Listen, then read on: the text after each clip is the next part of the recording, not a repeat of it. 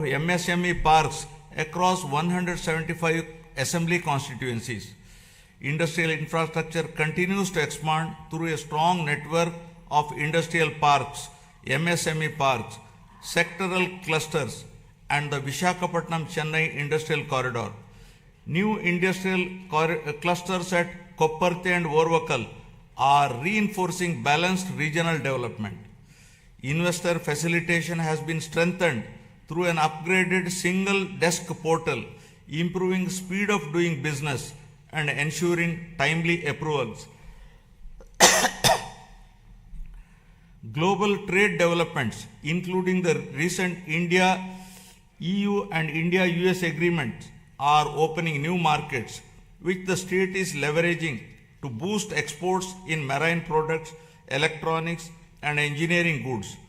Future-ready initiatives such as Space City, Aerospace City, Electronic City, Drone City, Quantum Valley, Green Hydrogen City, and semiconductor ecosystem are being advanced. These efforts will be further complemented by recent Union Budget initiatives on reservoir development, Amrit Sarovars, and the coastal fisheries value chain. Globally, energy transitions are reshaping economic fortunes. While many economies remain locked into fossil fuels or face supply vulnerabilities, India holds a unique advantage through its integrated national grid. Andhra Pradesh is poised to leverage this strength to lead the shift away from fossil fuel dependence by advancing green hydrogen, green ammonia, and renewable energy-based industrial ecosystems. The state is positioning itself at the forefront of clean industrial innovation. It will reduce exposure to global shocks, lower costs over time, and establish Andhra Pradesh as a driver of new clean energy economy. To protect consumers and restore stability, my government took the responsibility of bearing electricity dues amounting to rupees 4,498 crores on behalf of the people. True down mechanism has resulted in reducing power tariff by 13 paisa per unit, easing the financial burden across households and business. Costs that could have been passed on were instead absorbed through better financial management. A sector that was once weakened by poor decisions is now being repositioned as a national model. With predictable and affordable power, confidence is returning. This reform is already enabling new industries, including data centers, to consider Andhra Pradesh as a reliable destination. My government has actively engaged with national and international platforms to position Andhra Pradesh as a growth destination. Investment summits, industry partnerships, and sector-focused events have opened new opportunities. Priority sectors are being identified with a clear focus on employment generation. At CII Summit, we have signed 610 MOUs involving investments of rupees 13.25 lakh crore and generation of 16.13 lakh jobs through 14 state investment promotion boards. Investments of rupees 8.74 lakh crore generating an employment potential of 8.36 lakh jobs are cleared. They reflect a coordinated effort to integrate the state into global value chains while ensuring that local communities benefit through jobs and economic activity. Parallelly, tourism has been revitalized with the industry status, a proactive land allotment policy, and a vibrant calendar of festivals that is positioning Andhra Pradesh as a year-round global destination for culture, heritage, and investment. The Union Budget 2026-27 has announced eco-friendly nature and mountain trails in Araku Valley and a bird watching trails around Pulikat. These initiatives are expected to promote community-led ecotourism, generating local employment, non-farm incomes, and sustainable livelihood opportunities. Now about revitalizing agriculture and rural economies. Irrigation has emerged as a true game changer in our development strategy. Regions historically known for drought, including Anantapuramu, which records among the lowest rainfall in the country, are witnessing visible transformation as a horticulture hub. With assured water and improved management, agricultural diversification has taken place, including horticulture and high-value crops. These changes reflect deliberate policy choices and sustained execution. By addressing water stress at its root, my government has revived confidence amongst farmers, stabilized rural incomes, and laid the foundation for long-term agriculture resilience and regional balance. Through Polam Pilustondi, Raitanna Meekosam, the government has reached nearly every village, taking field-level support directly to farmers and strengthening trust at the grassroots.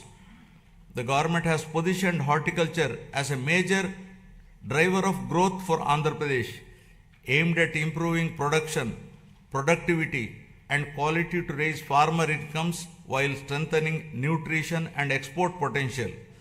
Through expansion of cultivated area, crop diversification, multiple cropping, and the widespread adoption of natural farming practices, the state has become the largest fruit producer in the country, accounting for over 15% of India's total fruit output. Natural farming has been institutionalized and is being further promoted through the PM Pranam initiative, encouraging reduced use of chemical fertilizers and better soil health. Procurement processes have been simplified, with more than 80% of farmers receiving payments within 24 hours. In addition, price stabilization interventions for crops such as tobacco, cocoa, and mango are being implemented by APIC and MARKFED to ensure farmers receive their fair and remunerative prices.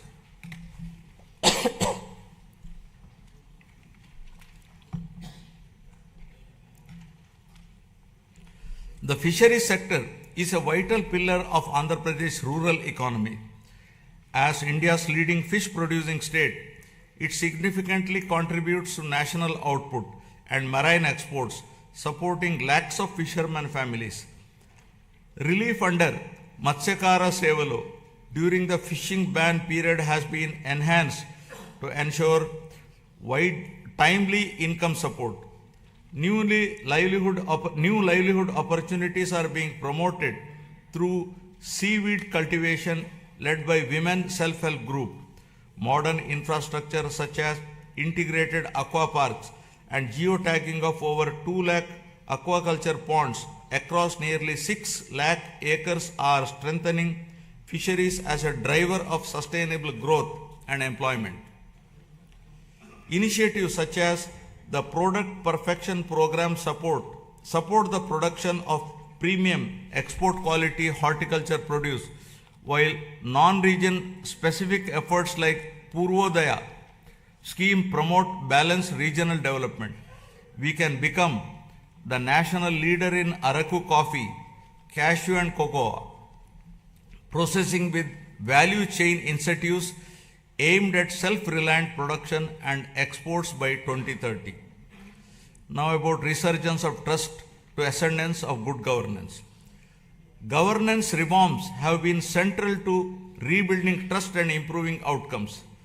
My government has undertaken institutional restructuring, administrative rationalization, and technology-enabled service delivery to make governance more responsive and transparent. Emphasis has been placed on data-driven decision-making, performance monitoring, and citizen engagement to improve accountability at all levels. By aligning policy intent with measurable outcomes and timely implementation, governance is becoming more efficient and people-centric. This transformation of the administrative system is enabling the state's journey from governance recovery to confidence ascendance. Now, renewing institutions and administrative capacity. The government has transformed last mile governance as vibrant centers of citizen service delivery by restructuring Grama Sachivalayam and Ward Sachivalayam department as Swarana Gramam and Swarana Vardu department. Today, a wide range of public services are available closer to homes, supported by improved databases that ensure near universal population coverage and inclusion of previously missed citizens. These offices have also emerged as enablers of livelihoods by mapping local skills, supporting work from home opportunities, and facilitating job assessments and skilling initiatives under Kaushalam. The state's revival is reflected in improved growth rates, better revenue realization, and faster execution of projects. Real-time monitoring systems are enabling timely decisions and course correction.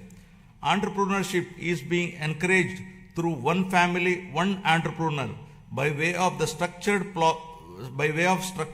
platforms, innovation hubs, and family-based enterprise promotion. Engagements with national and global forums have enhanced credibility.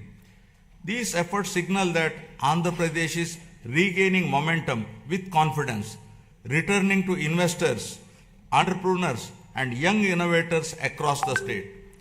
To improve administrative efficiency and bring governance closer to citizens, the state has reorganized its districts from 26 to 28 to better reflect population spread, service delivery needs, and regional balance. This reorganization is enabling faster grievance redressal, improved planning, and more responsive district administration. Through positive public perception, the government has institutionalized periodic performance reviews of departments and officials with a strong emphasis on citizen feedback and public perception. This mechanism strengthens accountability, rewards efficiency, and ensures that government remains transparent, responsive, and citizen-centric. Leveraging technology for smart and responsive governance. Good governance is being strengthened through technology, partnerships, and accountability. Public-private people partnerships are being leveraged to improve service delivery.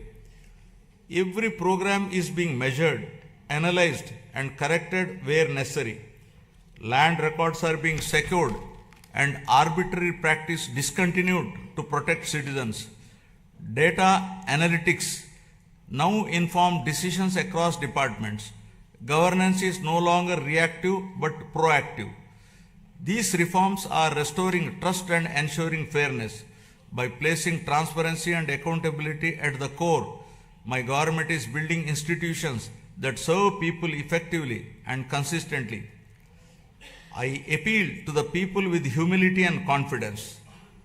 The challenges inherited were complex, yet crises also create opportunity. Immediately after assuming office, my government repealed the land titling legislation in 2024 to remove fear and uncertainty among citizens. Deliberate controversial inclusions under Section 22A were reviewed to prevent arbitrary restrictions on land use. Land records are now being secured through transparent systems using blockchain technology and QR codes, ensuring authenticity and public access. Welfare delivery is monitored closely to ensure fairness. With data-driven governance and institutional correction, the state is moving from recovery towards lasting ascendance built on the trust and accountability. This transformation is not easy and will require more than a year of consistent action and persistent effort to be fully put on track. Artificial intelligence and quantum computing represent the next frontier of economic transformation with the potential to create a $1 trillion economy. Just a clear vision for information technology transformed from Hyderabad in the 1990s into a global hub, my government now envisions a similar transformation for Amaravati through artificial intelligence and quantum technologies. Artificial intelligence enables intelligent decision making through advanced algorithms, while quantum computing provides unprecedented computing power. Together, they can unlock new value across sectors by building skilled talent, enabling future-ready infrastructure, and adopting forward-looking policies.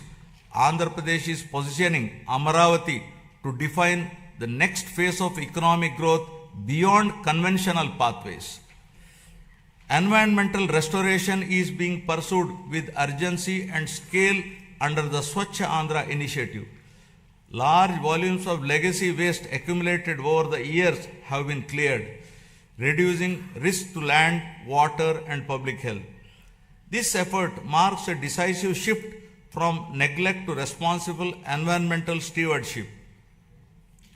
Urban local bodies are being strengthened to improve waste collection, segregation, and processing with rapid improvements in coverage. By linking waste management with resource recovery, my government is advancing a circular economy approach.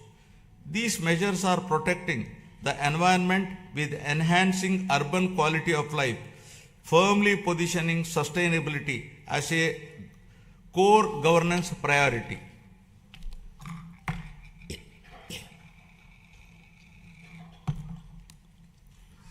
Now, deepening transparency and citizen-centric service delivery. Digital tools are being used to map and monitor green assets, water bodies, parks and public spaces, enabling data-driven planning and maintenance. Flagship initiatives such as Swarnandhra Parks are transforming open spaces into sustainable, community-friendly green hubs that integrate cleanliness, biodiversity, and renewable practices. Across urban local bodies, waste is being handled through a balanced mix of decentralized and centralized solutions, including composting, biomethanation, recycling, co-processing, and waste-to-energy projects. My government expanded WhatsApp-based governance through the Manamitra platform, providing 865 services across key departments, enabling application submission, document upload, status tracking, and service completion on a familiar interface, significantly reducing physical visits and improving citizen convenience. We are also examining legal frameworks to ensure age-appropriate access to social media platforms for children below 16, drawing on global best practices to make online spaces safer and reduce harmful impact on young minds. Experience from earlier phase of technology-driven growth has shown that vision, skills, and policy alignment can transform economies. Today, artificial intelligence represents a similar inflection point. My government is moving services and systems online to improve efficiency, transparency, and accessibility. Digital platforms are being expanded across departments to reduce discretion and delays. By combining technology with institutional reform, governance itself is being smarter and more responsive.